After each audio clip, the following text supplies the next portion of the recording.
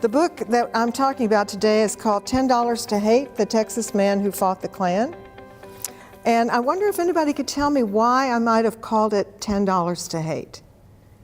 Anyone have an idea about that? Yes, ma'am. That was what you had to pay, she's right, to join the Klan in the early 1920s. They called it their Kleck token. They had stupid names that started with K for everything. So the whole idea for this book began when I had written the book about the lynching of Jesse Washington in 1916 in Waco. And then a historian I knew just happened to ask me one day, did you know there was a time when the Ku Klux Klan had millions of members and they were all across the United States, not just in the Deep South?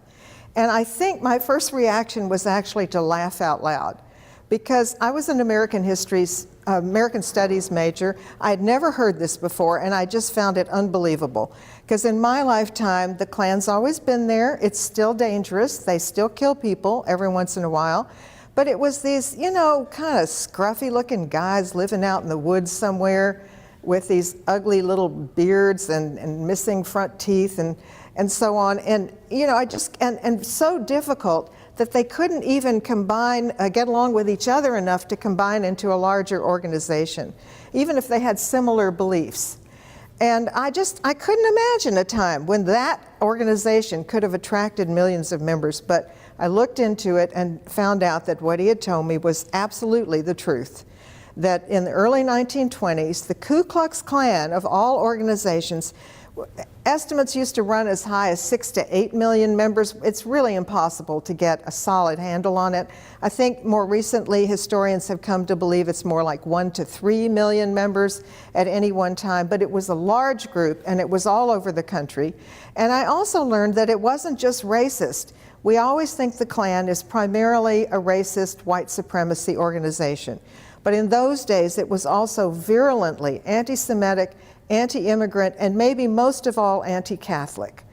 And they also set themselves up as a kind of a moral arbiter that would come to your community and restore traditional morality, because they could do things that law enforcement couldn't do because officers of the peace had so many picky little rules they had to follow. So the Klan would come in and they would clean up the place. They'd get rid of the bootleggers, the moonshiners, the vagrants, the gamblers, the prostitutes, the adulterers, the abortionists, and just kind of clear the place out. And to a lot of people in the beginning, that sounded like maybe that wasn't a bad idea.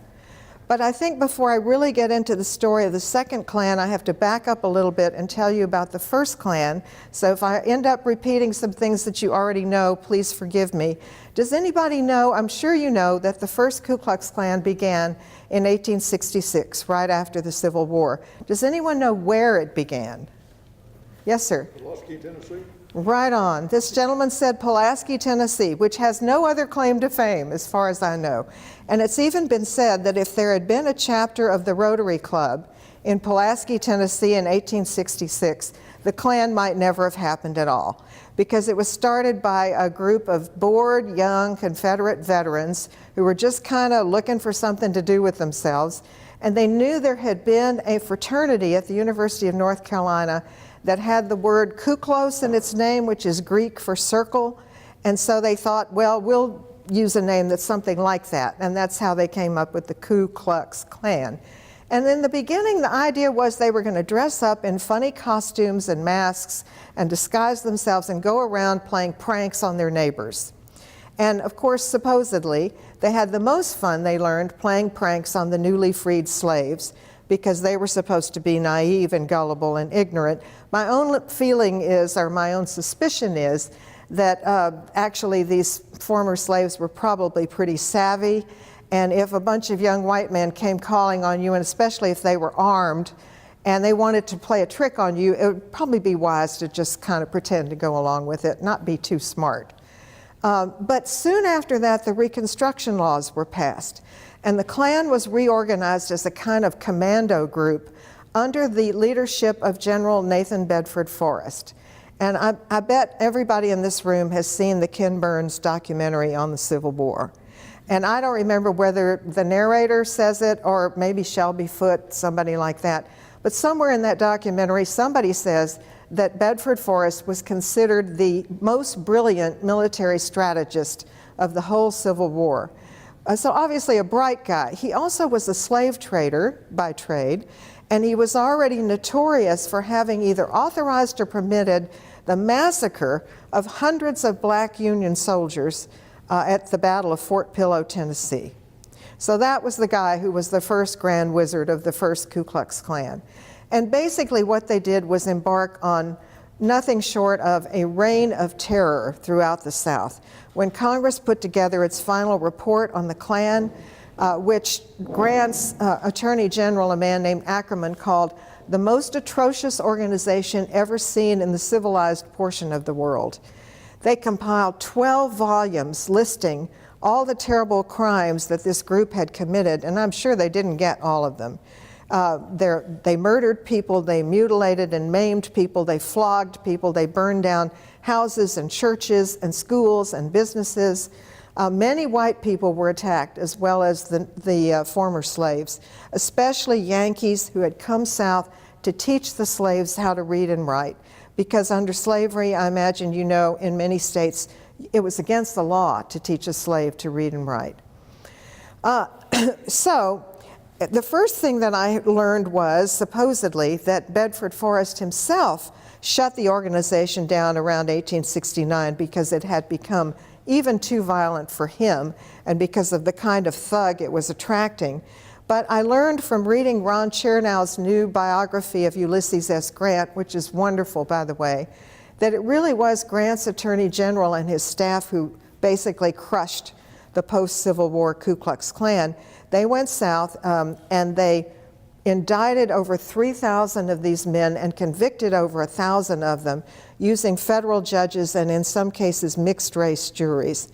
And that basically quashed the post-Civil War Ku Klux Klan. It's not that the vigilantism ended, it didn't, but it was no longer under the official authority of the Ku Klux Klan. And honest to God, that should have been just a painful postscript in the story of the aftermath of the Civil War. That should have been the end of it. But unfortunately, it wasn't. And part of the reason for that was that, we know the truth about the Klan from the congressional report, but in the South, a totally different story grew up. And it was mythologized, and it was all bound up with the romantic legend of the lost cause and idealization of life in the South before the Civil War, and on and on and on. And they depicted the Klan as kind of like Robin Hood and his merry men, as this noble band of knights who rode out in a time of trouble, risking life and limb to restore civilization as they knew it after the Civil War. But of course, in their terms, that was to restore white supremacy. And a man named Thomas Dixon wrote a very successful novel called The Klansmen, which continued this mythologizing of the Ku Klux Klan. And then it became a very popular stage play. And finally, it became a movie. And originally, they were going to call it The Klansmen, but someone decided that was too controversial. So who knows what the movie ended up being called that came out in 1915 based on the story of the Klansmen? The Birth of a Nation. It was a huge cinematic advance and achievement, but the message that it conveyed was poisonous, nothing short of that. And about that time, we had this character living in Atlanta, and I love this picture of him because it really conveys all of his self-satisfaction and arrogance. It was taken on the day that he was just about to testify before Congress about his new Ku Klux Klan, and it was probably the happiest day of his long, miserable life because he was finally getting all the attention that he had craved for so many years. This guy was basically one of life's chronic losers. He had failed at everything he ever tried to do. For the longest time, he tried to be a Methodist preacher. And he was very frustrated because they kept sending him to these poor little congregations way out in the woods where he couldn't make a living. And he thought he deserved to have a big, rich congregation in a big city where he could be well paid and do well. And finally, they dismissed him completely. And I think he already had something of a reputation as an alcoholic and a womanizer.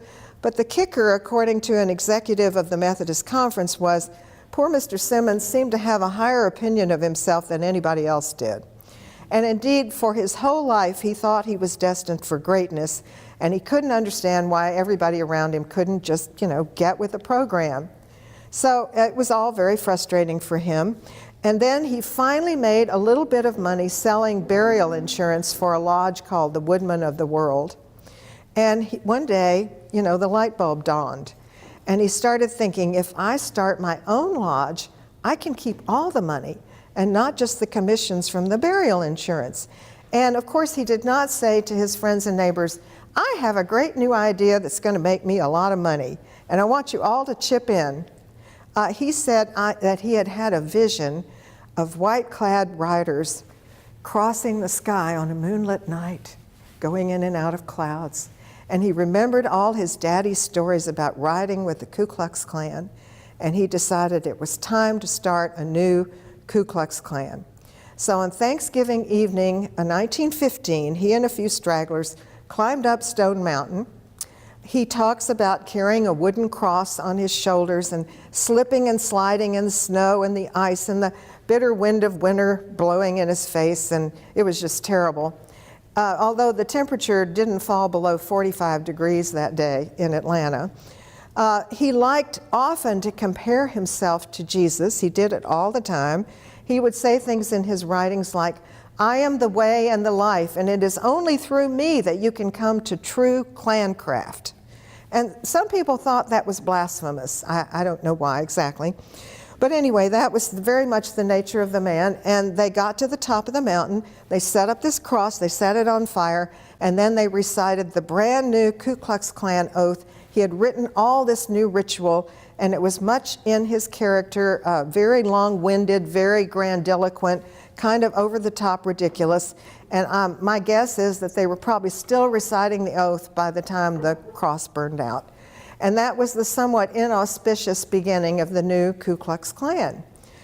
But, to give the devil his due, he was something of an orator, but he was never an administrator or an organizer. And so basically his new organization kind of limped along and didn't really go anywhere. In fact, one observer said they thought there were more members of the B'nai B'rith in Atlanta than there were Ku Klux Klan, which only finally drummed up about 2,000 members. So he finally decided he needed some help. And in 1920, he enlisted the help of these other two villains. This is Edward Young Clark, and this is my Wicked Witch of the West, Elizabeth Tyler. And they ran something called the Southern Publicity Association. And they were business colleagues, but they were also lovers on and on, which resulted in the scandal that the book describes that ultimately brought them down and ended their relationship to the Klan. Most historians have given credit to these three, Simmons, Clark, and Tyler, for having founded and grown what turned out to be the most successful extreme right-wing movement in the entire history of the United States, according to historians. But I came to the conclusion, and I may be the first one who actually said this, that it was all Tyler. And I imagine the women in this group are not surprised that the woman was really the power behind the throne here. These two guys lived long lives and never did anything else the rest of their long days. In fact, Clark could not stay out of trouble with the law. And there's a wonderful little story in the New York Times, which is the last glimpse that we have of Edward Young Clark. At the age of 73, he was being taken by a policeman from New York to Atlanta to answer to a hot check charge. And somehow he escaped. He ran away in the Philadelphia train station. And at that point disappears into the mists of time. I was never able to find a death certificate for him or anything. So I don't think these guys were really responsible. It seems to me that it was basically all Elizabeth Tyler's doing. And she was something different entirely. Even people who didn't like her said that she was a power to be reckoned with, like a force of nature. She was ruthless, she was persistent, she was charismatic, very bright. She could be charming as well as domineering. It's interesting to kind of speculate what might have become of Tyler in a time where there were more options open to women. But in any case, she didn't have those opportunities. She was born a poor farm girl on the outskirts of Atlanta, and at 15 had a shotgun wedding, and then 2 months later gave birth to her only child that we know of. She was married at least 4 times that we know about, and she came to the big city to make her fortune, to Atlanta, with no money, no connections, no education. And by the time we know her in 1920, she's already infamous as the proprietor of a number of houses of ill repute in the red light district. They called her the Queen of South Prior Street, and that was the red light district of Atlanta in those days. And I don't think you got to be a madam by answering a help wanted ad in the newspapers. So I strongly suspect that people who got to be in charge of brothels had worked their way up through the ranks, and that she probably started out in Atlanta as a working girl. Perhaps not a streetwalker, but maybe in one of the established brothels. I'll never be able to prove it, but I think there's evidence to suggest that. But of course, she had always wanted to be more respectable and certainly to make much more money. And people who knew her said there was never a time that she wasn't trying to improve her way of dressing, her way of speaking. You can see, and I find this quite interesting, sort of the fashion look that she finally evolved. She was very impressive. She was a big woman. One of the New York Times articles says very helpfully that she weighed over 200 pounds. I don't know exactly how they came by this information, but she looks like it's probably true. She finally ended up wearing a lot of black lace, heavy black beads, vintage cameos and medallions. She developed a look all her own, and when she came into a room, people took notice. And it was very respectable, this outfit, too, don't you think? So she was something else. And, you know, in a way, she's kind of a mystery woman, and I would have loved to find out more about her and had to sort of put her story together based on little hints here and there and the little that we know of her. But I won't dwell in detail anymore on her. I'll come back to her in a minute. There was a reason that it was probably a better idea to introduce the Klan in 1920 than in 1915 anyway. In 1915, we were about to get into World War I, where we were all supposed to pull together. But at the same time, I don't think many of us today realize how hard our government worked during World War I to make sure that we all hated Germans, really hated them.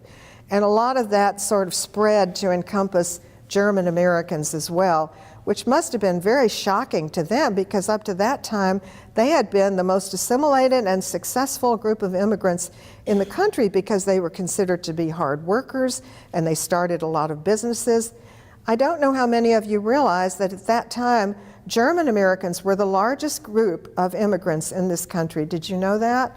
And many of them lived in Central Texas. They had many German language newspapers. There were people who lived in their communities and spoke German all their lives and never learned English. They had German sermons in their churches. They had German-speaking businesses. And suddenly, everybody hated them, and everybody was suspicious of them. And it varied from things as serious as actually an individual here and there would get killed by a mob. They tried to ban the teaching of German in the public schools. And then it would come down to something as stupid as calling sauerkraut Liberty cabbage. And dachshunds were referred to as Liberty pups. Does anybody remember freedom fries from 2003? Some congressman dreamed that up because France wouldn't participate in invading Iraq with us, so we weren't to have French fries anymore. We were to call them freedom fries. Things can get pretty silly. But besides the animus directed at German Americans and at Germans, people were encouraged to spy on their neighbors. So figure out, is there a young man who's evading the draft? Are there people in your neighborhood who aren't spending as much money as they should buying Liberty bonds? Worse than that, are there people who are actually speaking out against the war and against America's involvement in the war? And many young men were actually imprisoned just for speaking out against the war. So then, so we had all this fun hostility and spying and rumor mongering going on, and then the war ended. Well, the Klan could help you with that. If you enjoyed that, they could find another way for you to indulge in similar activities. But I also want to point out that society was changing very rapidly in the 1920s. They didn't call it the Roaring Twenties for nothing. And I came to the conclusion that probably the single social factor that encouraged the rise of the Klan was prohibition. Because we had traditionally been pretty much a law-abiding nation, and no one was prepared for the lengths that people would go to get their illegal alcohol and the extreme lengths that other people would go to provide it for them. So there was this huge upswing in crime that law enforcement was completely unprepared to deal with. And that's why, they were sort of open to the idea that the Klan could help out with that. Of course, the truth was the Klansmen were all drinkers and they had their own bootleggers and so on. So it was kind of all a big farce, but it took time for people to realize that. Now, what other change is going on? Let's think about women. Women got the vote in 1920, and it seems like it just went to the little darlings' heads. And they started doing crazy things like cutting their skirts off short so that they said the lower limbs of respectable women were on display in public for the first time since the days of the Roman Empire. And the two eras were compared as being equally decadent. But they didn't stop there. They also cut their hair off. They threw away all that cumbersome underwear, the corsets and the petticoats. They started doing truly outrageous things like smoking and wearing makeup and drinking in public, openly. And then in addition to that, there were all the scandalous new songs, the jazz music. We'd gone from the waltz to the shimmy and the black bottom and the Charleston. There were very bawdy vaudeville shows. And then there were the movies. And we think in our innocence that the black and white movie age was very sweet. But actually this was before the Hays Code. And yes, there was Tom Mix and Lillian Gish. But there were also movies that had a lot of nudity, that had simulated orgies. I hope they were simulated anyway. And all that was going on. But maybe the worst thing of all was the courtship rituals had changed. And it used to be, before this, that respectable young couples would sit on the porch swing, as long weather permitting, and the old folks would sit behind them in the parlor, and if the swing stopped creaking, then they could run out with a platter of cookies and a pitcher of lemonade and kind of cool things off. Well, now these kids were going off in these newfangled automobiles with no chaperones, no supervision, doing God knows what. And there's so many complaints in the newspapers about parked cars on country highways that you get this image of every town and every city in America with all the country roads leading out of town, bumper to bumper with parked cars. And inside each car in the dark, well, it just doesn't bear imagining what might have been going on. So all this was very shocking. Now, more change than just that, as if that weren't enough. 1920 was the year that America became a majority urban country. And that meant thousands of people were moving into cities like Dallas. The population of Dallas increased 73% between 1910 and 1920. That's a huge increase. And they were mostly coming from small towns and from farms and bringing their small town ideas and prejudices and values with them. And for some, I'm sure it was the most exciting time of their life. And they, suddenly had all these new cultural and educational and employment opportunities. And for others, I imagine it was Sodom and Gomorrah. It was like everything the tent preachers had ever told them was true. And all the sin was there, and even some kinds of sin they hadn't ever thought about before. And that was all happening in the city. So that was upsetting to a lot of people. And then besides that, between 1900 and 1915, 15 million new kinds of immigrants had come into this country, mostly from Southern and Eastern Europe, mostly Jews and Catholics. And they brought with them not just their strange religions, but their strange languages, their weird customs, and they tended to clump in squalid tenement areas in the cities where the people roundabout were worried about the spread of crime and spread of disease. So all that was happening and making people very uneasy and very nervous. So here comes Elizabeth Tyler, and she says to her Kliegels, to her recruiters, they were called Kliegels, because the Klan had a stupid K name for everything. And she said to them, well, maybe racism isn't enough. What if you're pitching the Klan in the Midwest somewhere, in Nebraska or Iowa, and you're in a town where there aren't many black people for them to hate, or maybe not any. But maybe they don't like Jews, or they don't like Catholics, or they're suspicious of immigrants. We can offer a full menu, a buffet, as it were, of possible bigotries. We have something for everyone. On the West Coast, hatred of Asians was very, very popular. And within a year, they had added almost 100,000 new members to the Ku Klux Klan, and it grew from there. Now, I like this picture a lot, this particular cartoon. I don't know if you can see it very well. That shows the fascist in Italy in the black shirt looking across the pond, they used to call it, the Atlantic Ocean, to a member of the Ku Klux Klan, and recognizing that they had some similar values. But the thing was, the fascists and the Nazis, it was basically a fanatical organization with a clear agenda. The Klan from the very beginning was essentially a money-making operation. That's all it was. So when they got into power, when they got elected, when they took over a town or a city or a state in some cases, they didn't always know then what they wanted to do. And usually what they presented to the public was a colorful combination of corruption and incompetence. Now, they did know a few things they wanted to do, and one of them happened right away in Dallas. Dallas had just hired its first professional direct head of the municipal water department, a man named Hellman Rosenthal. And he had accepted the job. He had moved his family here, but he was Jewish. So when the Klan came to power, they fired him immediately. And in many locations, they tried to get rid of Jews and Catholics who had government positions or were in the public education world, you know, with greater or lesser degrees of success. In Dallas and in some other places too, and in many places in Texas, the Klan was also extremely violent. And in terms of what we have documented, they tended to attack more white people than black people. Although when they did attack a black person, that person usually got the worst of it. The first known atrocity they committed here in Dallas involved a young black bellboy at the Adolphus Hotel named Alex Johnson. And he was accused of having been caught in a room with a white woman. Well, of course, because the job of the bellboys in those days was to provide in a hotel anything that the traveling businessman wanted. Sometimes it was illegal alcohol, it might be drugs, it certainly might be a woman.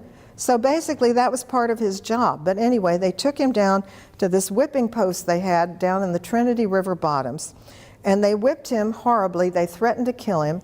And then somebody took a little bottle of acid, it might have been silver nitrate, and a brush, and painted the letters KKK on his forehead, so he would be branded for the rest of his life with the initials KKK.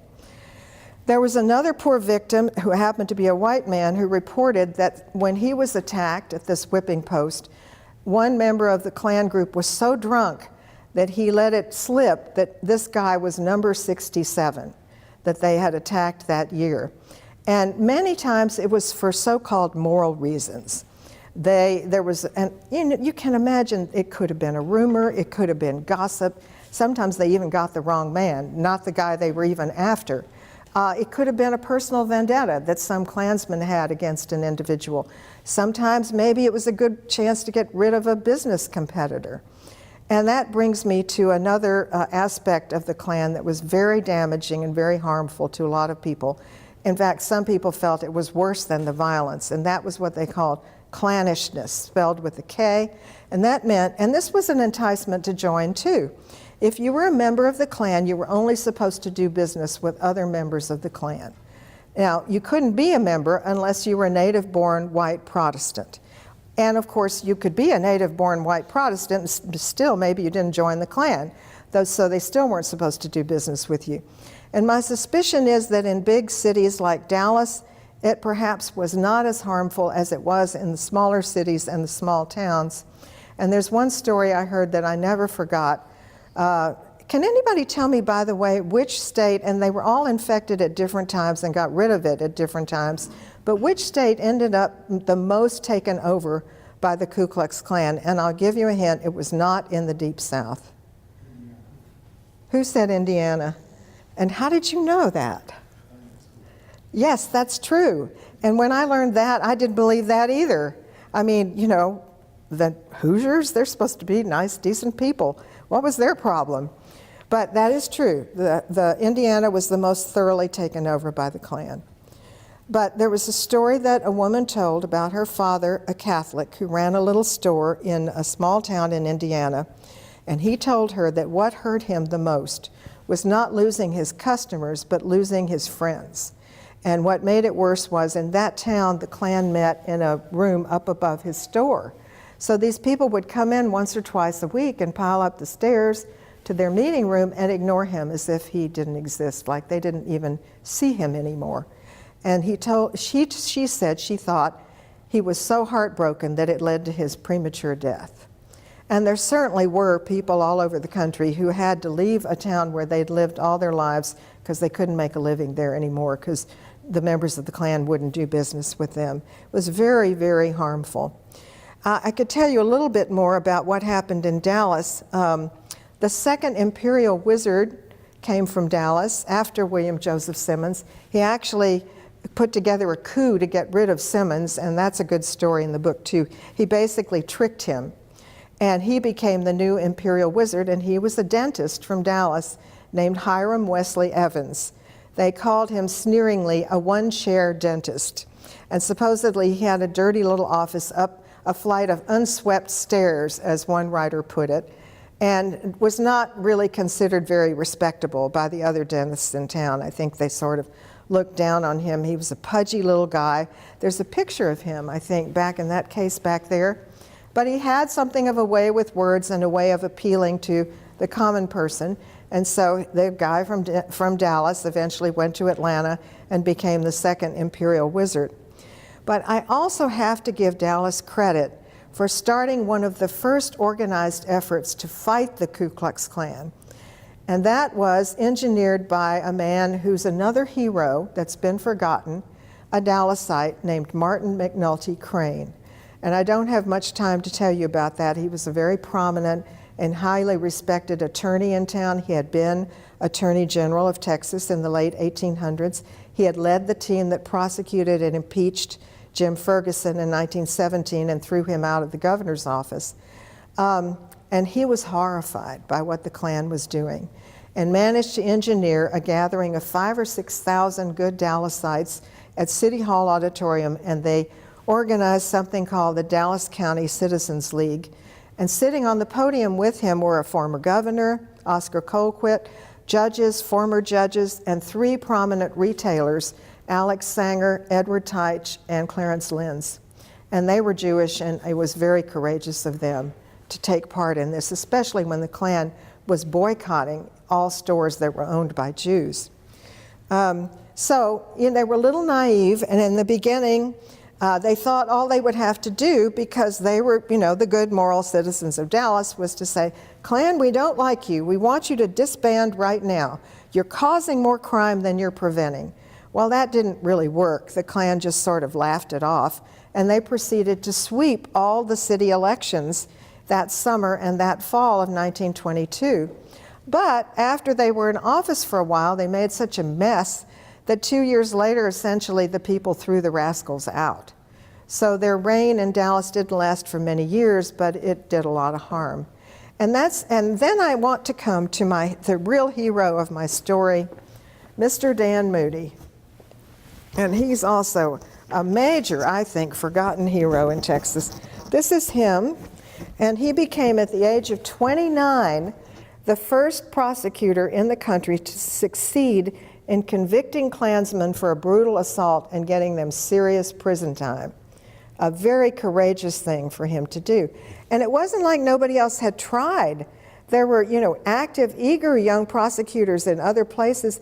Even the governor of Louisiana tried for 2 years to indict and convict a Klan group that had murdered 2 young men, and he was not able to accomplish it, partly because the Klan was a secret organization. And you could have a secret Klansman, or maybe more than one, on a grand jury, and you couldn't indict. And if you had a secret Klansman on a trial jury, you couldn't convict anybody. So that was one of the big hurdles that Moody had to overcome. Moody is, I love him because he's such a straight arrow. He is Dudley Do-Right. He is Harry Potter. He didn't even drink. But he wasn't one of those priggish, I'm better than you, I'm holier than thou.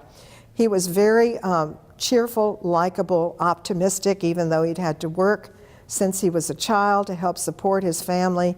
He went off to the University of Texas with one suit, one pair of shoes, and $65, and had to sell his dad's gold watch to pay to take the bar exam.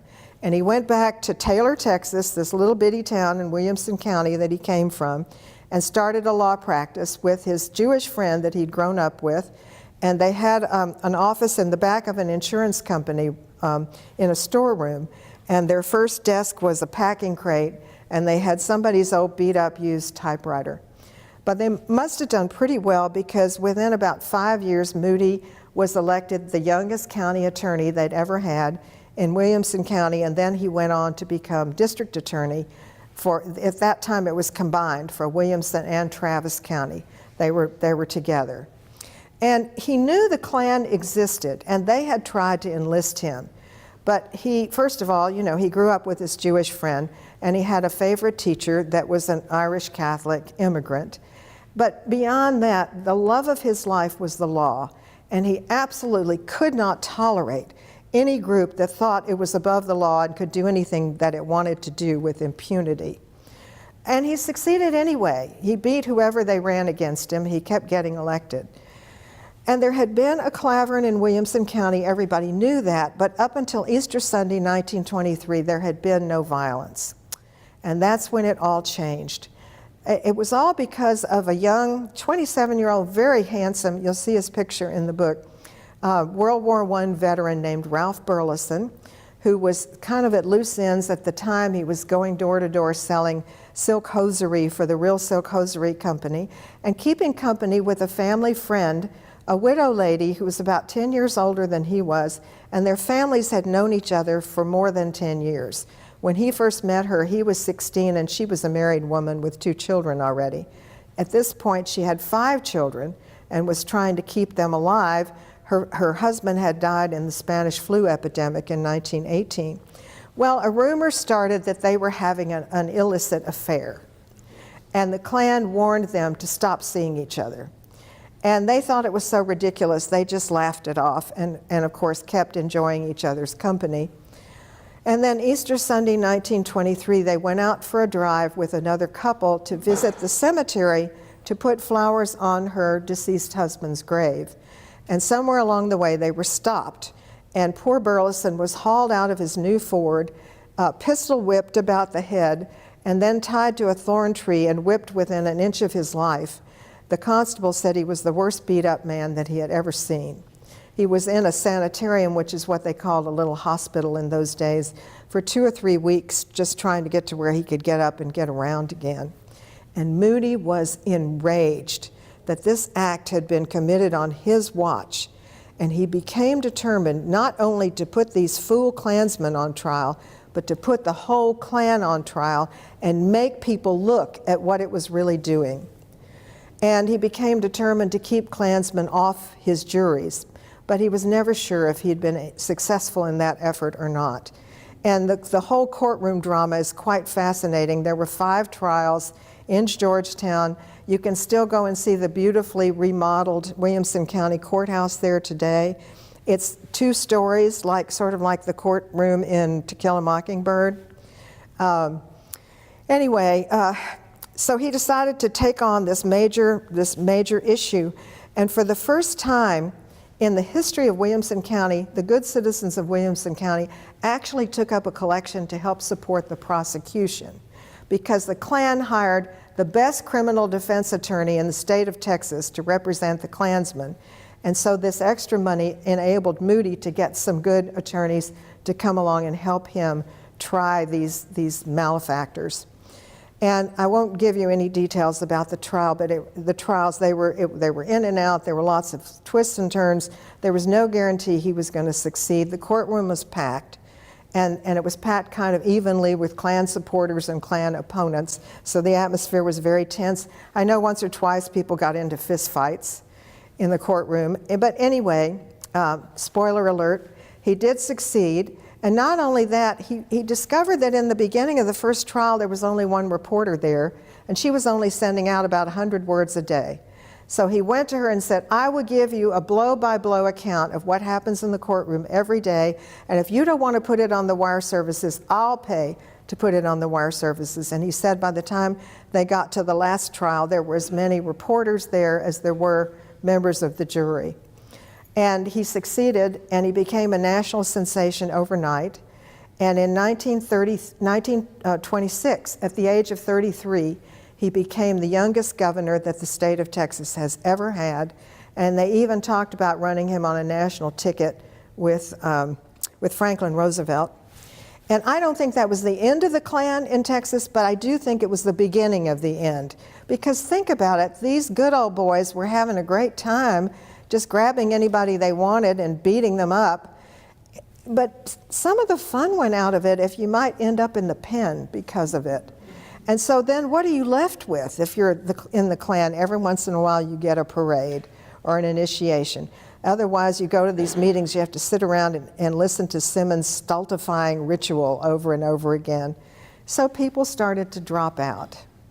So that was a great good deed that he did. And in fact, the power of the mass movement Klan only lasted a few years, but it left a lot of ugliness behind it.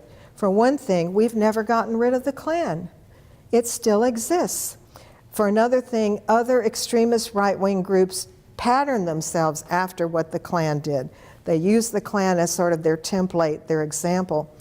I think maybe the very worst thing they did, if you look at the whole picture, is support and encourage the passage of the truly draconian Immigration Act of 1924, which was the law of the land for about 40 years until Lyndon Johnson managed to get a new Immigration Act passed that superseded it. It forbade any East Asians, Middle Easterners, or Indians to immigrate to the United States at all. And it set quotas for all the countries of Europe, with the most generous quotas being for the so-called Nordic nations. Norway, anybody? I mean, the more things change, the more they stay the same, right? And very, very low quotas for the countries of Southern and Eastern Europe. That immigration was reduced to a trickle. And they didn't say, we're banning Jews and Catholics. They just said, we're setting very, very low quotas for countries that just happen to have large populations of Jews and Catholics. And what happened less than 20 years later? The Holocaust. And because of this law and rampant anti-Semitism in the U.S. State Department, and really through American society generally, thousands of Jewish refugees who might have found a haven here, many of whom, like my grandfather's 3 sisters and their families, already had relatives living here who could have taken care of them and helped them out, were not allowed to come to this country and perished in the Holocaust. So these things can have terrible, unanticipated consequences. I want to leave you with a couple of important thoughts. And one is, when I started working on this project 5 or 6 years ago, I thought it was just really interesting history. I was an American Studies major, and I never knew about this business with the mass movement Ku Klux Klan. And I thought other people would be interested too. In the last couple of years, I've come to feel that it's absolutely critical history, because I've begun to see some very disturbing similarities between that time and what's going on in our country today. Now, we're all aware the obvious thing is the upswing in hate speech and hate crime. And we had a mosque burned down in Victoria, Texas, not all that far from where I live in Houston, and I think 2 others were burned in the Austin area in the last couple of years. So it's not even just speech. It seems like it's taken all my life for civility among people to get to the point where you might know a kind of a crude ethnic joke, or you might be tempted to say something ugly about some minority group. But you know that is not really acceptable in polite society anymore if you want people to think well of you. Well, now we seem to have regressed to a time where you feel like it's an act of courage to scream the ugliest thing you can think of about some group that you don't approve of, And I just saw an example of that on MSNBC this morning. Did anybody see this? This guy in a New York fast food operation who got mad because the clerk was speaking Spanish to two of the customers and just embarked on this horrible, ugly rant about how they should be deported and they're probably undocumented and his money is paying their welfare. I mean, this guy's working in the restaurant. You know, and how this just shouldn't be allowed, and went on and on and on. Well, he's now, you know, going to be well known across the country thanks to the person that videoed it. Supposedly a lawyer, they didn't name the firm, but apparently the name of the firm is known, and that firm is already hearing from a lot of people who were upset by this rant. But anyway, it's pretty disturbing. But beyond that, there's all this fear and paranoia directed at immigrants for what a tiny percentage of those groups has done. In those days, in the 20s, it was Jews and Catholics. Today, it's Muslims. Now we've reached the point where we're separating parents from their children at the border as a policy. Thank you, Mr. Sessions. Beyond that, there's fake news, and I know you're all sophisticated enough to know that fake news did not originate with social media. And the Klan was very fond of spreading the ugliest stories they could think of about groups they disapproved of.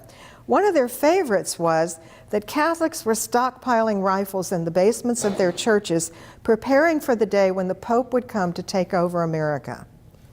Now, you know, to most of us today, that seems like the craziest, stupidest thing you've ever heard of.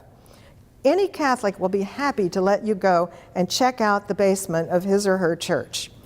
But how many clicks is that removed from people believing that the Clintons are operating a pedophilia ring in a pizza parlor in downtown Washington in the basement, and the pizza parlor doesn't even have a basement? I mean, you just wonder, you know, have we made any progress at all? Are Americans getting smarter or not? Beyond that, we have also experienced a whole lot of rapid social change. And whenever that involves sex, especially, conservative elements of society seem to just lose their minds. You know, we saw it in the Roaring '20s. I've seen it already once in my lifetime, and maybe some of you here remember that when rock and roll first came in, there were some preachers who said the young people were all going straight to hell. And then we had the anti-war movement, we had the sexual revolution, we had the feminist movement, we had the civil rights movement, we had the Black Panthers, we had the hippies. And then that was followed by the so-called moral majority and the election of Richard Nixon. And we all know how well that worked out. So now we're seeing it again, and what is it this time? What are people so upset about this time? The legalization of same-sex marriage is one thing.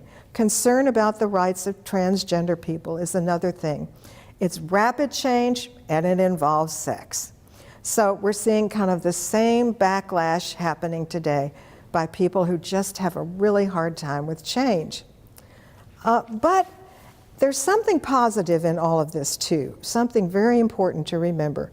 The people in the 1920s also gave us a model of how to fight these extremist right-wing activities. Moody used the law, and he used publicity. And he didn't do this, but Martin Mcnulty Crane and his group in Dallas used organization. And they had to learn the hard way that you can't give up if you don't succeed the first time. You have to be absolutely persistent. You have to keep trying. And finally, people will see the light, and you will succeed. So that's basically what I have to say, and I would love to answer your questions or hear your thoughts about the second Ku Klux Klan. Yes, ma'am. What about Frank Rosencraft, who was the boy mayor in the 20s in Dallas? I don't know anything about that. Okay. There was a fellow named Sonny Aldridge who was mayor of Dallas, and apparently a pretty good one. And he got overthrown by the Klan, and they elected a guy named Shelby Cox, whom it was said no one had ever heard of up to that moment, except the Klan pushed him. And one observer said that during that couple of years when the Klan was running Dallas, they had some of the worst judges they ever had. Apparently these people did not end up impressing the public very much. Anybody else? Yes, sir. Thank you for calling out M.M. Crane, who really is a hero in all of this. His papers are right here. Anybody ever heard of this guy before, besides this gentleman? To me, he's another forgotten, important hero that Dallas should really be proud of, that Texas should be proud of. Anybody else? Please, I'm open. Yes, ma'am. Leon Jaworski, didn't he defend some Klan members in Waco? I really don't know anything about that. People who ask me about the Klan, you know, they'll say, well, like your next project's going to be the Klan in the 40s or in the 60s. And I'm like, no, 5 or 6 years with the Ku Klux Klan is enough, thank you very much. So somebody else is going to have to take on the story of the Klan in the 1930s and 40s and so on. Anybody else? Yes, sir, again. Where did the Klan guard come from? Is that part of our collection? Historical Society collection. Isn't that marvelous? And there are 2 pieces of the back as well. That outfit somehow to me combines a certain sinister element with complete ridiculousness. I mean, it is kind of vaguely reminiscent of the penitentes in Spain during Easter week, who will march, and they wear something very similar with a very high, very thin pointed hood, you know, with the face covered up, and that's kind of creepy, you know, it sort of brings back memories of the Spanish Inquisition and all that stuff. But at the same time, have you ever seen anything sillier than this outfit? And that's one reason when I was a little girl growing up in Dallas, when we heard about the Klan or we saw pictures of them, we just thought it was funny. I mean, how could you take somebody seriously going around looking like that? Anybody else? There's the parade right here. Oh, let me tell you about this, and I'll find out what your reaction is to this. I always thought that people would be most shocked by this picture, which shows 1925, 40 or 50,000 Klansmen marching down Pennsylvania Avenue in Washington, D.C. You can just see the image of the Capitol here, kind of hazy at the top of the picture. But at least in Houston and in Austin, they seem to be more shocked by this picture, which is straight out of the Rice Institute yearbook from 1921 or 1922. And it's in the activities section. And all of the other activities, they'll have a page and they'll list the officers, they'll talk about important events of the year, who were the members. This page has only this. It just says the Ku Klux Klan of Rice Institute, the year the Owls were so bad. And at first I thought, well, you know, the Rice Owls, they're always into sort of eccentric pranks. But then I noticed that the uniforms are very consistent. They don't look like cut up bed sheets. And then I found a letter written by an oil man who happened to be Catholic, who had given a lot of money to Rice, and he was telling his friends he wasn't going to give them any more money because they were all in the Klan. So I guess there really was an active Clavern at Rice. It's pretty disturbing. These other cartoons, one of the ways they battle the Klan, partly because of all the ridiculous names they use that started with a K. I've already mentioned this cartoon. This was in the Chronicle. It says 3 of a kind, and they're 3 dangerous, devilish people. One is the bootlegger, who might be giving you alcohol that's poison. Another is the fast driver, because even the cars didn't go as fast then as they do now, but there were fewer rules of the road too, and a lot of people were getting run over. And then, of course, the third one is the Klansmen. And then this one at the end is almost a cartoon that you could use today. It's the Statue of Liberty, and she has a little Klansman perched here, and he says, "Down with everyone who doesn't think as I do." And she's telling him, "You can't perch here." And it reminds me of the cartoon I saw recently that has the Statue of Liberty hiding in the bushes, and she's whispering, "Is he gone yet?" I wish I could show you many, many more cartoons, because many of them were quite clever. You'll see some more in the book, and some of them are by John Knotts, with an S, right? John Knotts, who was an Austrian immigrant who worked for the Dallas Morning News and did the front page cartoon for many, many years. And some of his cartoons took on the Klan pretty effectively, and you can see a couple of them back there. So, Any other questions or comments? Yes, ma'am. Well, when you're talking about hate speech today and that sort of thing, I mean, we've all gone through the recent actions of taking down statues of Robert E. Lee. Yes. Robert E. Lee Elementary. I went to Robert E. Lee. I went to Robert E. Lee Elementary. And I went to Robert E. Lee High School. Does anybody know what the new name will be of Robert E. Lee? I read somewhere Geneva Heights that they were all going to have geographical names now, so no more problems. Heights is that one because that's the neighborhood that it's in, and then Stonewall Jackson is going to be Mockingbird because that's what street it's on. Well, Geneva Heights, I lived on Vanderbilt across the street from the school, and there were no heights there. It was very flat, so maybe that was some real estate mogul's idea of juicing up the neighborhood or something. But anyway. But anyway, it's just, and I went to Robert E. Lee High School in Houston, and they changed the names of the schools in Houston. Yes. After Confederate generals. And just the amount of emotion that comes out of people who are so upset about the changes being made, and the fact that history is now being whitewashed. And I thought, I don't think it's being whitewashed as much as how do we handle our history, how do we look at it. But it stirs up an awful lot of hate. It seems like real hate among people still. And so I don't know if changing these and removing statues it's going to take a while to have the effect of saying, you know, let's look at history, but let's really take a good look at it. It's very interesting to me because I've been talking about my previous book about the lynching of Jesse Washington in Waco in 1916 for about 10 years before various audiences. And I often raise the issue and ask people, what do you think about the whole issue of memorials? And rather than, you know, I hadn't really argued for tearing down the Confederate statues, but I would say things like, well, what if every square in every town, in addition to the general on the horse, had, a memorial to somebody like Dan Moody or Martin Mcnulty Crane, who did something positive in our history, or something to commemorate all the wrongs perpetrated against African Americans, of which there were many in Texas. We had at least 500 lynchings here, which greatly shocked me when I started to study the whole issue. I always thought Texas wasn't really the Deep South.